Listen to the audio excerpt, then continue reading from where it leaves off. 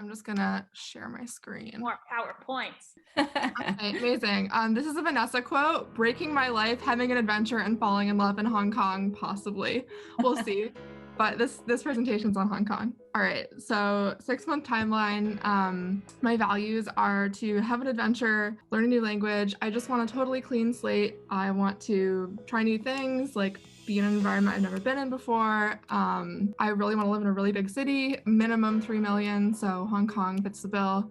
And rowing is really important to me, so it has to be rowable. There's a large standing body of water there, so it's perfect. So 5 months out there look like they'd be pretty similar to what I have to deal with in Boston. So like no worse, possibly cheaper for some things like food. Temporary housing, there's some really sweet looking Airbnbs in cool downtown neighborhoods. I can't wait to get rid of my car, oh my God.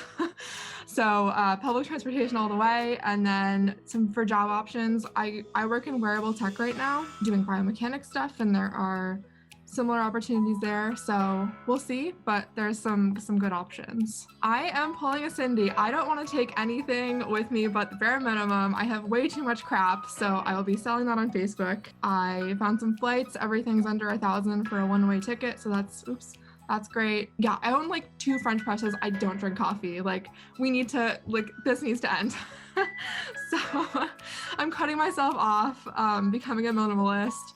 And the only dependents I have are my 14 houseplants. So 3 months out, I need to get really serious about the visa. It's pretty inexpensive. So Hong Kong dollars, it's 230. That's like, I think under 100 in US dollars. They say that the 4-week processing time is how long it'll take. I never believe that, so I will build in more time. And you can mail your stuff in. You don't actually have to go to an embassy, so that's nice. But there is one locally if I have to. 2 months out, there's some travel insurance options. One will probably be fine. My expat taxes looks great. It's pretty affordable, so I'll probably use that. And then tax deadlines, June 15th is the expat filing deadline. So instead of April, it's in June.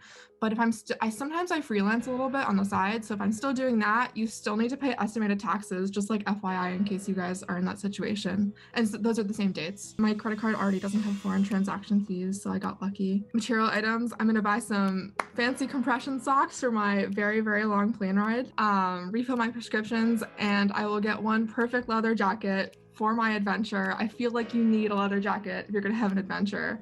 I said I was gonna be a minimalist, but I feel like a leather jacket goes with everything. So that'll be my little treat to myself. And then 1 month out, I'll have like some kind of an outdoor picnic COVID situation with some friends locally. I kind of looked into some stuff in Hong Kong that I could use to just like integrate myself. I'm gonna join a boathouse because that's something I like to do. My alumni association has a really big presence in Hong Kong, so I'll join the local alumni club for my college. And then Facebook expat groups are really helpful. I was just like Googling things I was curious about.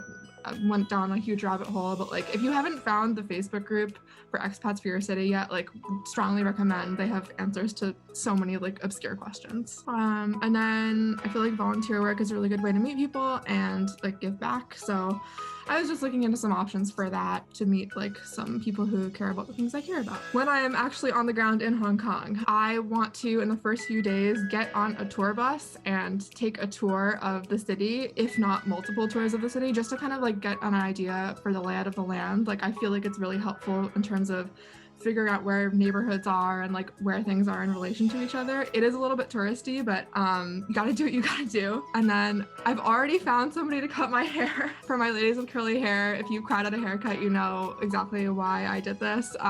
Very important. So Danielle can take care of me. I found her in the expat group. I will need a resident card.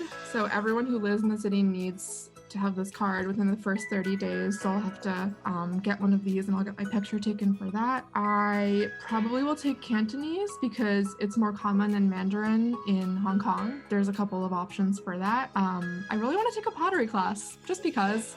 So I can go to this pottery class and meet a really, really handsome man who's amazing at pottery. So, fingers crossed. But yeah, that is my whole presentation.